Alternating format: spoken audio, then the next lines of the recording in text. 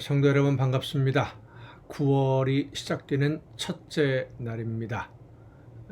하나님이 원하시는 열매가 오곡백과가 무르익어가는 이 계절에 아름답게 연그러지고 또 맺혀져서 하나님이 기뻐하시는 알곡으로 하나님의 창고에 드려질 수 있는 저와 여러분의 삶의 열매가 될 수 있기를 간절히 바랍니다. 오늘 우리가 함께 은혜를 나눌 본문 말씀 신약성경 마태복음 26장 69절부터 75절까지에 있는 말씀입니다. 마태복음 26장 69절부터 75절까지 봉독합니다. 베드로가 바깥들에 앉았더니 한 여종이 나와 이르되 너도 갈릴리 사람 예수와 함께 있었도다 하거늘 베드로가 모든 사람 앞에서 부인하여 이르되 나는 내가 무슨 말을 하는지 알지 못하겠노라 하며 앞문까지 나아가니 다른 여종이 그를 보고 거기 있는 사람들에게 말하되 이 사람은 나사렛 예수와 함께 있었도다 하매 베드로가 맹세하고 또 부인하여 이르되 나는 그 사람을 알지 못하노라 하더라. 조금 후에 곁에 섰던 사람들이 나와 베드로에게 이르되 너도 진실로 그 도당이라 네 말소리가 너를 표명한다 하거늘 그가 저주하며 맹세하여 이르되 나는 그 사람을 알지 못하노라 하니 곧 닭이 울더라. 이에 베드로가 예수의 말씀에 닭 울기 전에 네가 3번 나를 부인하리라 하심이 생각나서 밖에 나가서 심히 통곡하니라. 아멘. 자기 자신의 의지, 결단을 믿었던 베드로가 실패하는 것을 보여주는 본문 말씀입니다. 예수님이 내가 나를 오늘 닭 울기 전에 3번 나를 부인할 것이다 말씀하실 때 그는 예수님한테 섭섭했었습니다. 내가 가족도 포기하고 부모, 형제, 자녀들 다 포기하고 예수님의 뒤를 따랐는데 재산과 명예 모든 거 다 버렸는데 이제 와서 예수님을 모른다고 부인한다는 것은 있을 수 없는 일이다 라고 스스로 생각을 했고 그런 자신의 마음을 믿어주지 않는 인정해주지 않는 예수님에게 섭섭한 마음도 느꼈던 것이죠. 예수님을 모른다라고 부인하는 이 시점을 생각해 보게 됩니다. 예수님이 신성모독이라고 하는 판결을 받고 사형에 해당한다라고 판결이 내려지고 사람들이 예수님을 때리고 침뱉고 막 모욕할 때 아무런 반항도 하지 않고 무기력하게 얻어맞고 있던 바로 그때 베드로가 예수님을 모른다라고 부인한 것이죠. 만약에 그때 예수님이 당당하게 무엇인가 말씀을 하고 혹은 지금까지 일으켰던 여러 가지 기적들처럼 놀라운 기적을 일으켜서 사람들과 대결하고 있는 그런 과정이었다면 좀 상황이 달랐을 수도 있을 것입니다. 절대적으로 믿고 있었던 예수님이 무기력하게 당하고 있는 그리고 이제 곧 사형 판결이 떨어졌으니까 언제 돌에 맞아 죽을지 신성모독이면 돌에 맞아 죽을 수 있거든요. 그러한 절체절명의 위기의 순간에 갑자기 훅 들어온 겁니다. 이 질문이 얼떨결에 들어온 거죠. 그러니까 자기도 모르는 사이에 나 몰라 아니야 라고 부인했던 것이 바로 베드로의 모습입니다. 지금까지 자기가 걸어온 길이 있는데 목숨의 위협을 느낀다고 해서 예수님을 모른다라고 할 수는 없다. 이것이 베드로의 일반적인 생각이었습니다마는 그 마음속에 있는 두려움에 준비되지 않은 상황에서 갑자기 질문이 들어왔을 때 베드로도 같이 잡혀가서 매를 맞거나 혹은 재판을 받는 과정에 있었다고 한다면 또 달라졌을 거예요. 아직 베드로는 안전하거든요. 예수님만 붙잡혀갖고 그런 상황에서 갑자기 질문이 들어오니까 나도 모르는 사이에 두려움 속에서 아니 하고 고개를 흔들었던 이 연약한 모습, 이 베드로의 모습이 부족하거나 혹은 예수님을 따른다는 의지나 신앙의 연약함이라기보다는 우리 모든 사람들이 가지고 있는 두려움의 문제입니다. 그 당시 많은 이스라엘 사람들이 로마의 식민지에 항의하면서 독립운동을 하는 과정에서 목숨을 잃는 일들이 비일비재했습니다.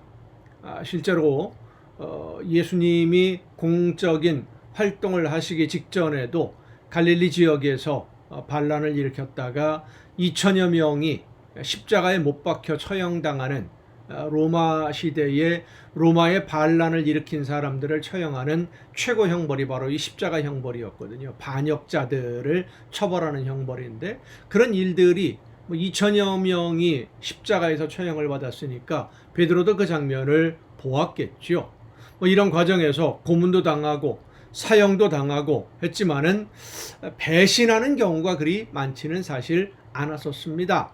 그런 모든 과정을 다 겪고 있었고 또 알고 있는 베드로, 메시아이신 예수님을 모른다고 부인하지는 않을 것이다. 나는 절대로 예수님 곁에 있겠다라고 하는 자신감을 가지고 있었는데, 독립을 위해서도 나라를 위해서도 목숨을 잃을 수가 있는데 하나님이 보내신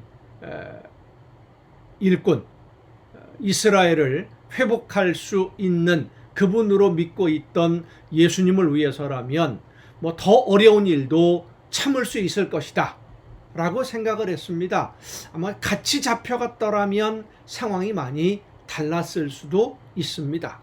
하지만 그것은 자기 자신의 생각이었고 자기의 의지였지 하나님이 주시는 힘은 아니었다라고 하는 것입니다. 하나님의 능력을 의지하지 않은 베드로 실패하고 말았습니다. 부인하고 말았어요. 베드로가 그렇게 될 수도 있겠다라는 생각을 가졌더라면 겟세마네 동산에서 예수님이 기도하실 때에 함께 기도했을 겁니다. 혹시라도 이런 어려운 문제가 생기면 하나님 나를 붙들어 주옵소서, 예수님을 끝까지 함께 할 수 있도록 나와 함께 하여 주옵소서 기도했을 거예요. 그런데 잠시 후에 일어날 일도 우리는 알지 못합니다. 그래서 어느 순간 갑자기 나도 모르는 사이에 실수하게 되고 잘못된 선택을 하게 되고 실패하기도 합니다. 오늘도 많은 사람들이 자기 능력을 과신합니다. 이 정도는 내가 할 수 있다고 생각을 합니다. 이 정도는 내 힘으로 가능하다고 생각을 합니다.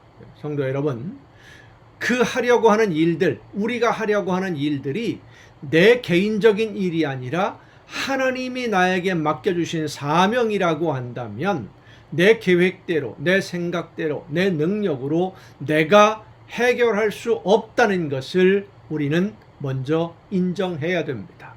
신앙생활 더 그렇습니다.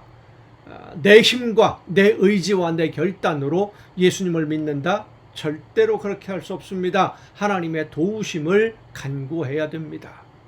여러분은 어떻습니까?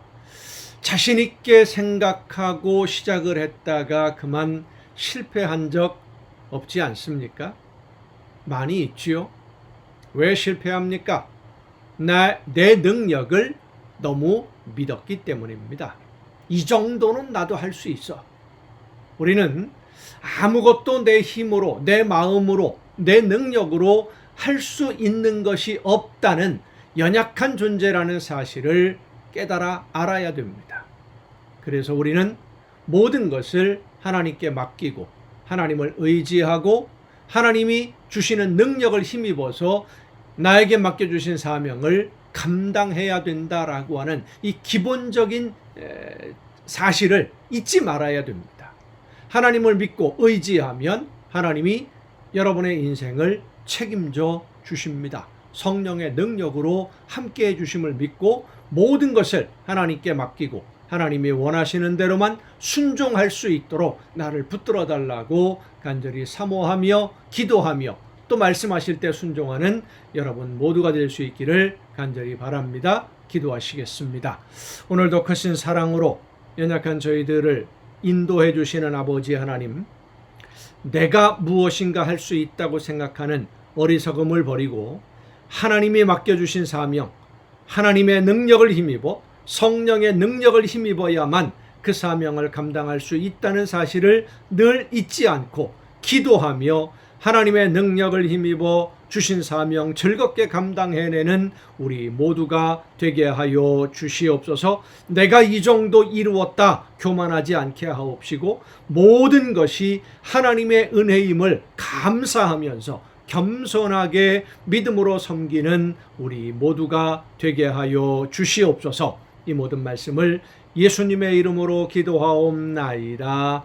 아멘. 오늘 우리가 함께 통독할 하나님의 말씀 욥기서 18장부터 함께 통독을 하겠습니다. 자, 여러분이 생각할 때 욥이 악한 사람입니까? 욥기서를 1장부터 쭉 읽은 사람은 욥이 지금 당하고 있는 고난이 죄악으로 인한 고난이 아니라는 것을 알고 있습니다.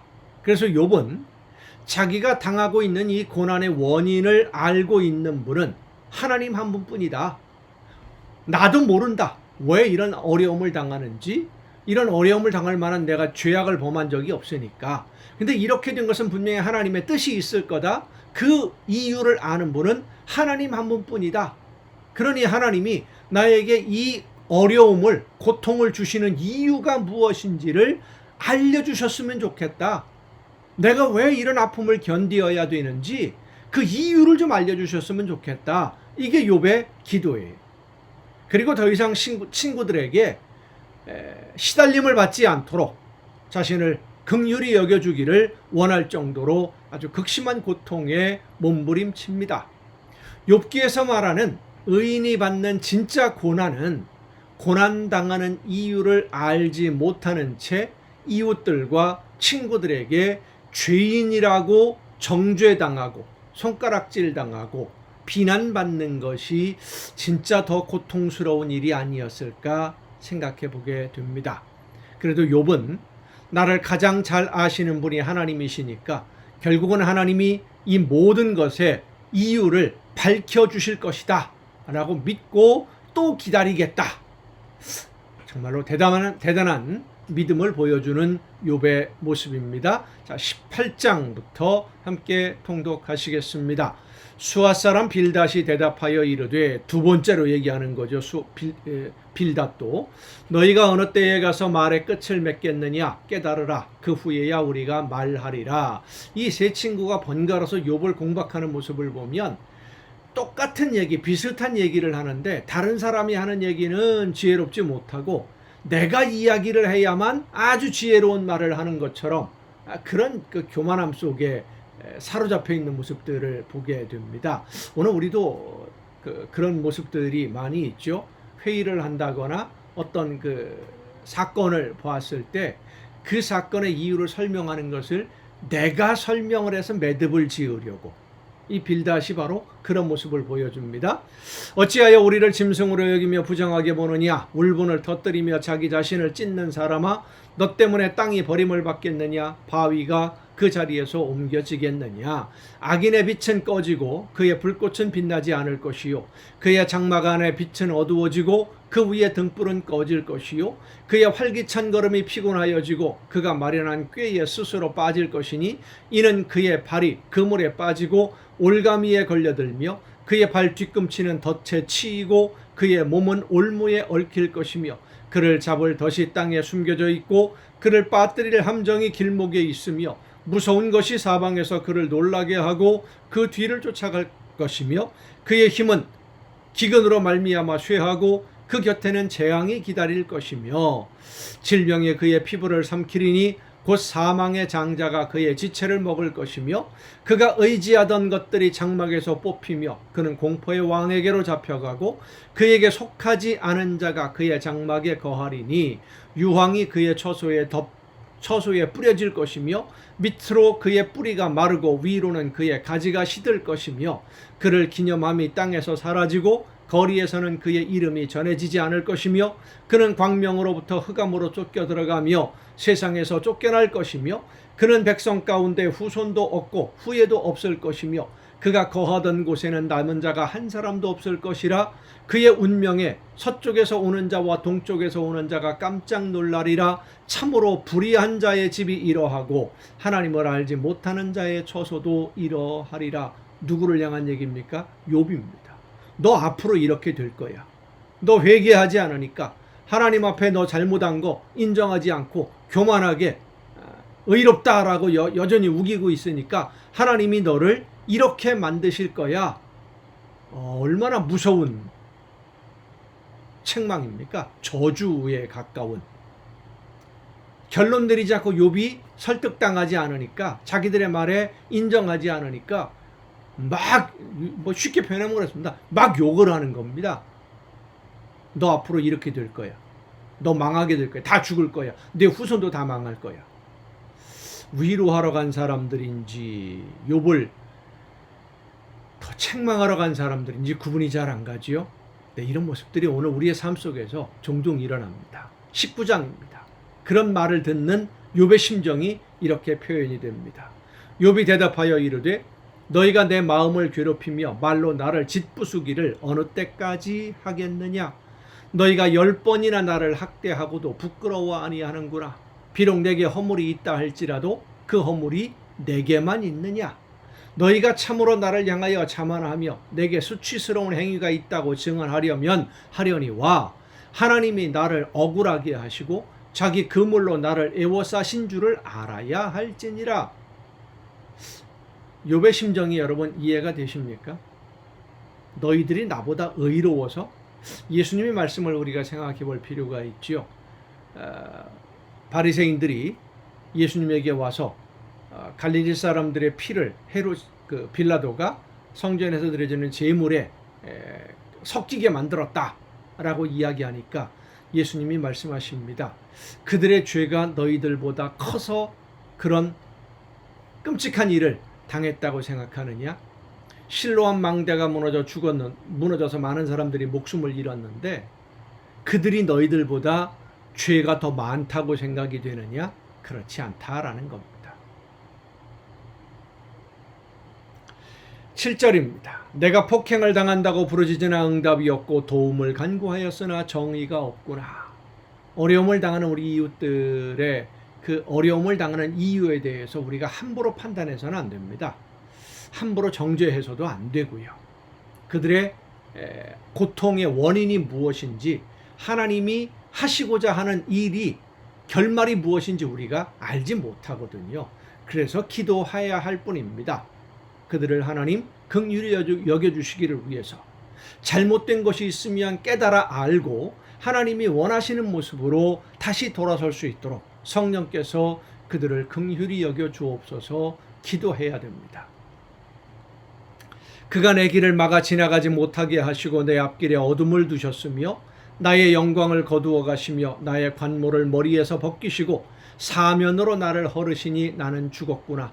내 희망을 나무 뽑듯 뽑으시고 나를 향하여 진노하시고 원수같이 보시는구나. 그 군대가 일제히 나와서 길을 도두고 나를 치며 내 장막을 둘러 진을 쳤구나. 나의 형제들이 나를 멀리 떠나게 하시니 나를 아는 모든 사람이 내게 낯선 사람이 되었구나. 내 친척은 나를 버렸으며 가까운 친지들은 나를 잊었구나. 내 집에 머물러 사는 자와 내 여종들은 나를 낯선 사람으로 여기니 내가 그들 앞에서 타국 사람이 되었구나. 내가 내 종을 불러도 대답하지 아니하니 내 입으로 그에게 간청하여야 하겠구나. 내 아내도 내 숨결을 싫어하며 내 허리의 자식들도 나를 가련하게 여기는구나. 어린아이들까지도 나를 업신여기고 내가 일어나면 나를 조롱하는구나. 나의 가까운 친구들이 나를 미워하며 내가 사랑하는 사람들이 돌이켜 나의 원수가 되었구나. 내 피부와 살이 뼈에 붙었고 남은 것은 겨우 잇몸뿐이로구나. 나의 친구야, 너희는 나를 불쌍히 여겨다오. 나를 불쌍히 여겨다오. 하나님의 손이 나를 치셨구나. 너희가 어찌하여 하나님처럼 나를 박해하느냐? 내 살로도 부족하냐? 나의 말이 곧 기록되었으면, 책에 쓰여졌으면, 철필과 납으로 영원히 돌에 새겨졌으면 좋겠노라. 내가 알기에는 나의 대속자가 살아계시니 마침내 그가 땅 위에 서실 것이라. 내 가죽이 벗김을 당한 뒤에도 내가 육체 밖에서 하나님을 보리라. 내가 그를 보리니 내 눈으로 그를 보기를 낯선 사람처럼 하지 않을 것이라. 내 마음이 초조하구나. 너희가 만일 이르기를 우리가 그를 어떻게 칠까 하며 또 이르기를 일의 뿌리가 그에게 있다 할진대 너희는 칼을 두려워할지니라. 분노는 칼의 형벌을 부르나니 너희가 심판장이 있는 줄을 알게 되리라. 아멘. 욥이 지금 하는 이야기는 너희들이 나를 이렇게 책망을 하고 욕을 하고 저주를 하고 비난하는데 함부로 말하지 마라. 심판하시는 하나님이 반드시 내 이 억울함을 풀어주실 것이다. 그때가 되어서 우리가 잘못했구나 후회하지 말고 말 함부로 하지 말아라. 이것이 욥의 이야기입니다. 오늘 우리 신앙생활을 하면서 이 욥기서를 통해서 우리의 삶의 모습들 어떠해야 될지, 특히 고난을 당하는, 내가 고난을 당할 때 어떤 자세여야 하는지, 그리고 고난당하는 이웃들을 바라볼 때에 어떤 마음 자세를 가지고 그들을 대해야 되고 바라봐야 하는지를 이 욥기서를 통해서 많이 생각할 수 있기를 바랍니다. 성령께서 많은 깨달음을 주시고 하나님이 기뻐하시는 삶의 모습으로 우리를 인도해 주실 줄로 믿습니다. 오늘도 여러분 수고 많으셨습니다. 내일 또 정한 이 시간에 가정 예배를 통해서 여러분 모두 함께 만날 수 있기를 바랍니다. 내일 뵙겠습니다.